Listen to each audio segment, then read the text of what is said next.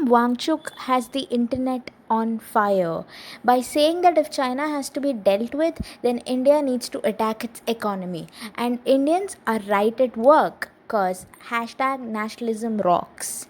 Hello, welcome to the No Nonsense. Let's talk in detail about hashtag boycott China and if that is even possible. Even American President Donald Trump is angry at China for allegedly spreading coronavirus. Huh? That's what your allegations are? America 100 on 100 for how not to pick a president.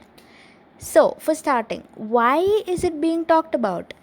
India is now addicted to Chinese goods. From needles to clothes, from mobile phones to refrigerators, China has made a place for itself in every household. The addiction of using cheap Chinese goods is strengthening the dragon so much that it can glare at anybody in the world unflinchingly. In India, however, this is causing problems because the Chinese government is known for trying to push borders and cause other problems, and even help Pakistan with its ammunition for strikes over India. So the thing is, China is a communist country. The thought process over there is that if people's stomachs are full and their pockets have money, any musings of revolution will be non-existent. Hence, the government barely has any restrictions on factories and industries, and in fact, the government supports its industries way too much. There is no democracy there, so rules and regulations can be formulated and implemented without factoring public opinion and overall well-being. Keeping a tab on what is in demand in the market and delivering large numbers quickly and cheaply has become China's thing. However, India is a democracy.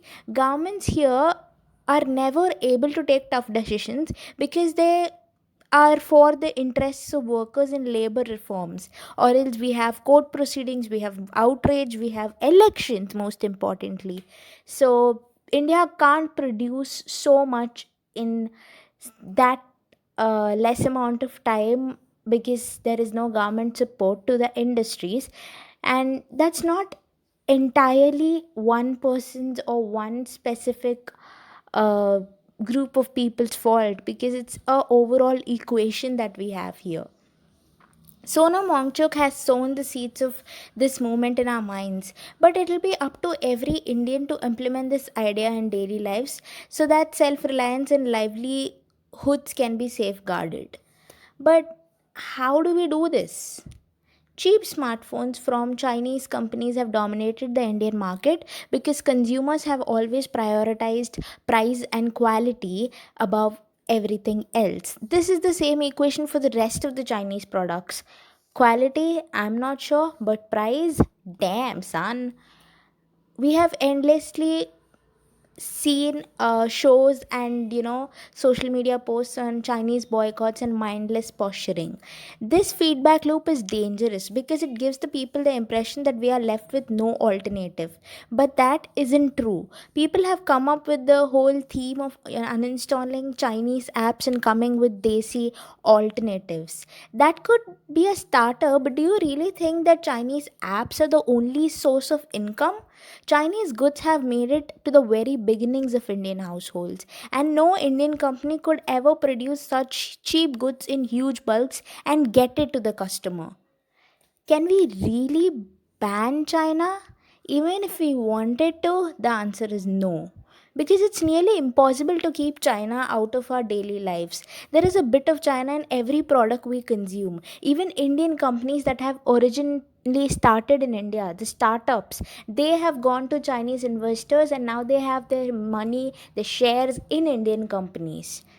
So that's kind of good for us, but okay, let's not talk about that. China can produce many of the goods cheaper and more efficiently than India can. Thus, the average consumer who is price conscious does not really care whether the products are made in China or in some other country, as long as he or she gets the best goods for cheapest prices. You cannot inflict nationality on someone who does not have the money for it, because at the end of the day, it's our family, it's our pockets that matter. Say what you want to, but facts are facts. Also, we can't really blame the a consumer for thinking that way. Because come on, like, you know that India is not a very progressed country, and people, not everybody has the ability to buy something that is way costlier when you can find a cheaper product which looks the same and maybe is the same. If we try to ban items, immediately the range of products available as a choice to the consumer would diminish. The quality of the products would be worse and the prices would be higher. So, what should we do now? Harming one's own citizens in order to extract revenge from another country seems like an ill advised move. Each citizen can take a call on what they want to buy or not. If we can't somehow, uh, you know, figure out the dynamics of this equation now, we can do it in coming years. We can figure out Make in India. Actually, I doubt that, but still, okay. With the right policies, we can produce some of these items or contribute greater amount in the global production value chain. It is a thing, guys. We can do it. But for that, we need our government to be more steel spined. We need Indians, I mean our citizens, to be more accepting and understanding of the whole government process. And also, let's be a better democracy, please.